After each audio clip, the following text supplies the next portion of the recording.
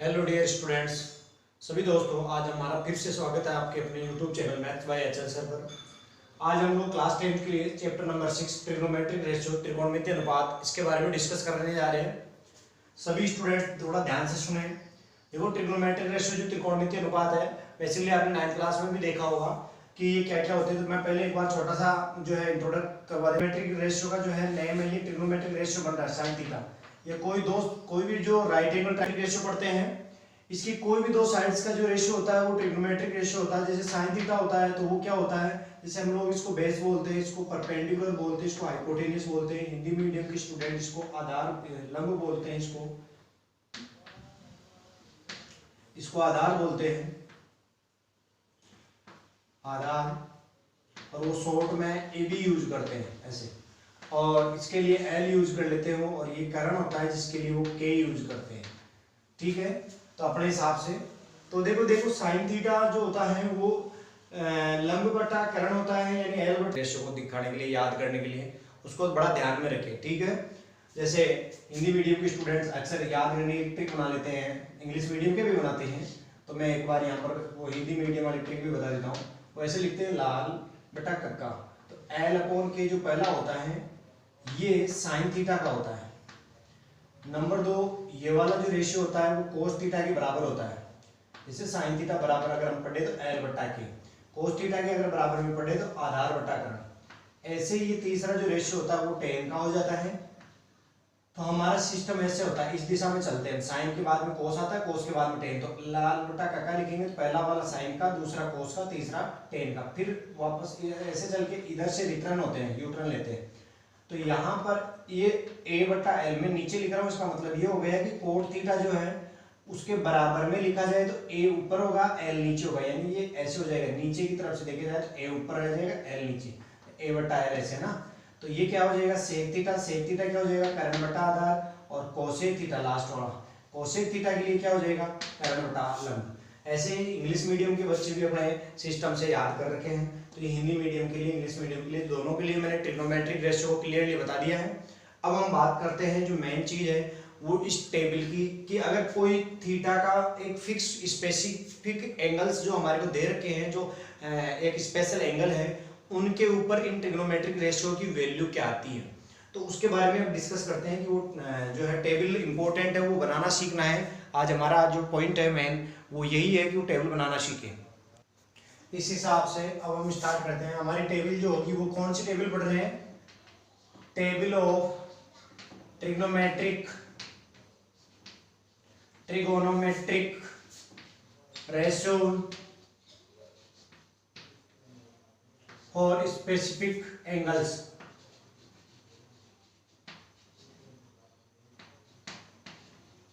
यानी स्पेशल जो एंगल दे रखे कौन होते हैं उनके लिए हम ये टेबल पढ़ रहे हैं। काहे की सारणी पढ़ रहे हैं, त्रिकोणमितीय अनुपात के लिए कुछ विशेष कोणों के लिए सारणी। ठीक है, जिसको मेरे लिखने की जरूरत नहीं है। अब हम इस टेबल को जो है ना बनाते हैं यहाँ। इस टेबल का एक सिस्टम है। इस टेबल को यदि बेटा बहुत इंपॉर्टेंट टेबल बनाने जा रहे हैं, अगर ये टेबल समझ में आ गई आपके तो ये समझ लेना आपने बहुत कुछ सीख लिया है। इस चैप्टर में टेबल इंपॉर्टेंट है सीखना। तो यहाँ पर ध्यान से देखिएगा, मैं एक यहाँ पर बॉक्स बना देता हूँ कि ये क्या है। यहाँ पर एक लाइन ड्रॉ करते हैं, इसका मतलब क्या होगा। ऊपर तो मैं जो लिखूंगा आपको नंबर लिखने हैं 0 1 2 3 4। ओके, उसके आफ्टर क्या करना है आपको, नीचे 4 लिखना है। सबके नीचे डिवाइड में क्या करना है, 4 लिखना है। सबके नीचे भाग लगाना है 4 का। नीचे 4 आ गया। अब आपको सबके ऊपर वर्गमूल का चिन्ह लगाना है, स्क्वायर रूट का। सबके ऊपर वर्गमूल का चिन्ह लगा देंगे। जब सबके ऊपर स्क्वायर रूट कर लेंगे, अब इनको सोल्व करना मैथमेटिकल तरीके से कि ये क्या बन रहा है, ये क्या बन रहा है। देखो, 0 को 4 से पहले भाग लगा रहे हैं। जब 0 को किसी भी नंबर से डिवाइड करते हैं, भाग लगाते हैं, तो हमेशा आपके पास 0 आएगा।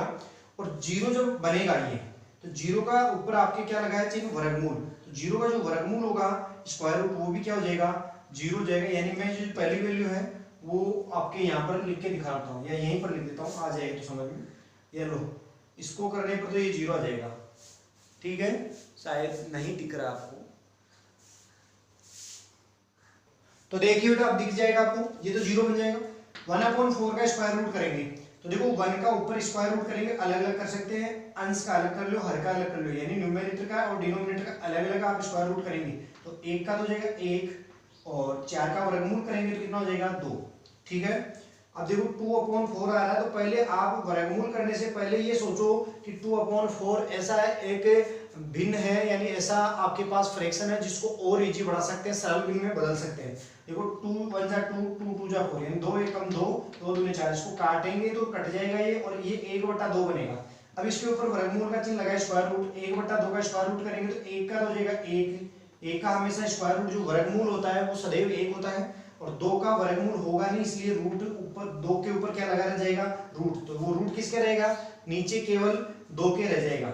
ठीक है, अब यहाँ पर बात करते हैं 3 और 4 कटेंगे नहीं, स्लो हम लोगों को वर्गमूल करना है। वर्गमूल करने के लिए देखो 3 का वर्गमूल तो क्या होता है √3 ही रहेगा, मालूम नहीं है क्या होता है, पॉइंटों में आएगा, पूर्ण नंबर नहीं आएगा, यानी 3 का जो स्क्वायर रूट करेंगे वो √3 ही रह जाएगा और 4 का स्क्वायर रूट जब आप नीचे करेंगे वो हो जाएगा 2, यानी 4 का वर्गमूल जो है 2 होता है। अब 4 से 4 यहाँ पर कट रहा है पहले 1 हो जाएगा और 1 का आप अब क्या करेंगे स्क्वायर रूट, तो 1 का हमेशा वर्गमूल कितना आएगा 1 ही आएगा।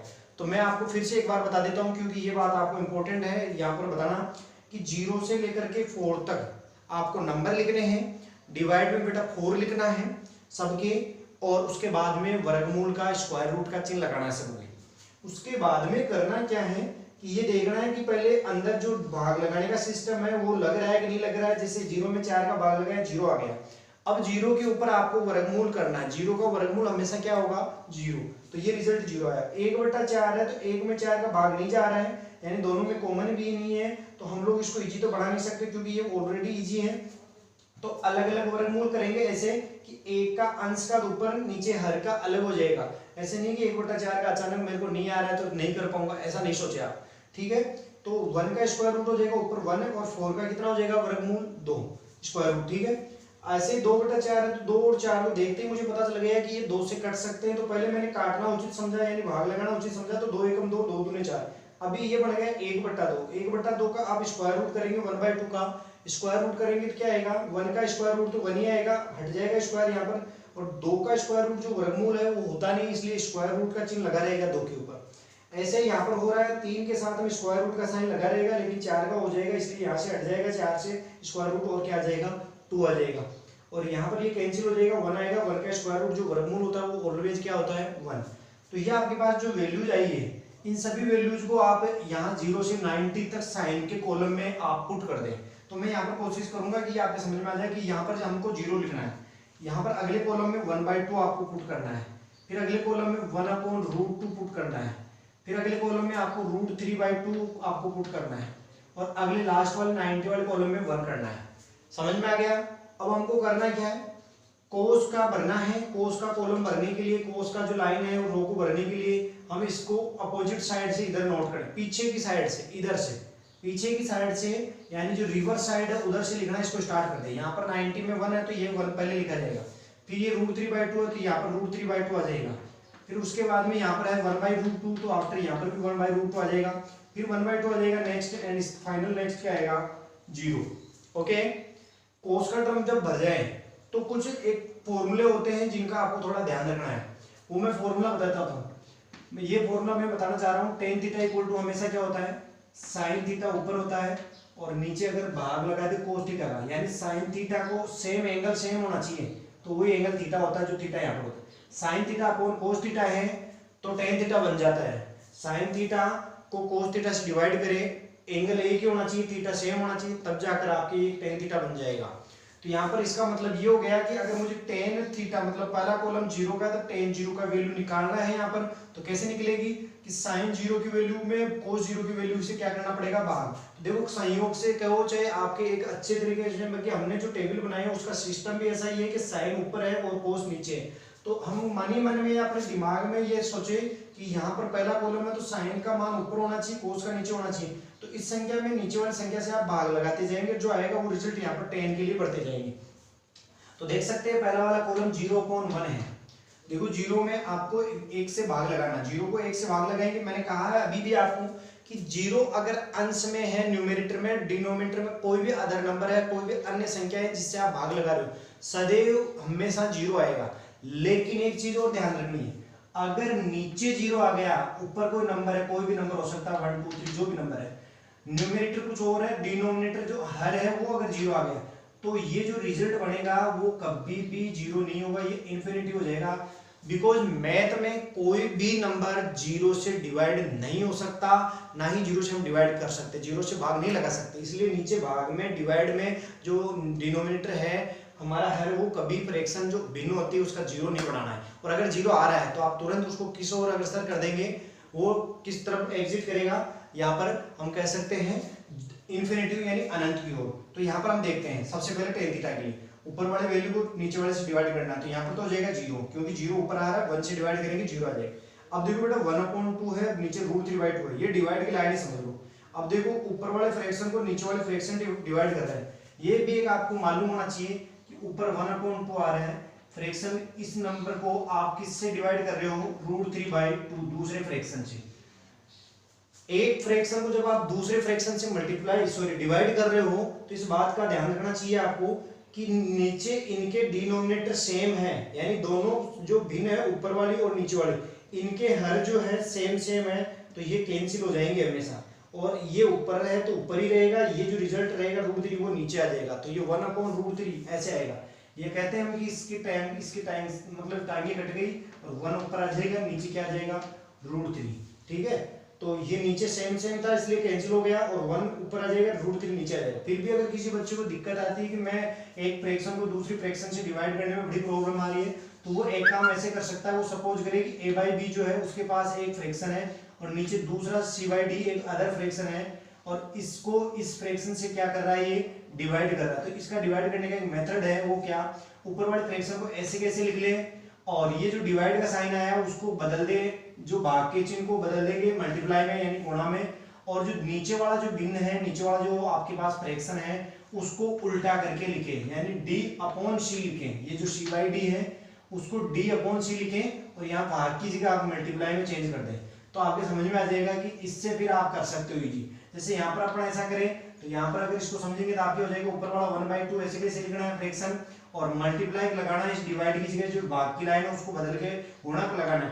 √3/2 को हम उल्टा लिखेंगे 2/√3, और 2 से 2 ऊपर नीचे एक जैसा नंबर है, गुणा है तो कट जाएगा, कटते ही आपके पास क्या आ जाएगा 1/√3 आपका रिजल्ट होगा। तो मैं उम्मीद करता हूँ ये आपके समझ में आ गया होगा। इससे आगे वाला को भी हम ऐसे ही कंटिन्यू करते हैं, ठीक है। तो देखते जाओ,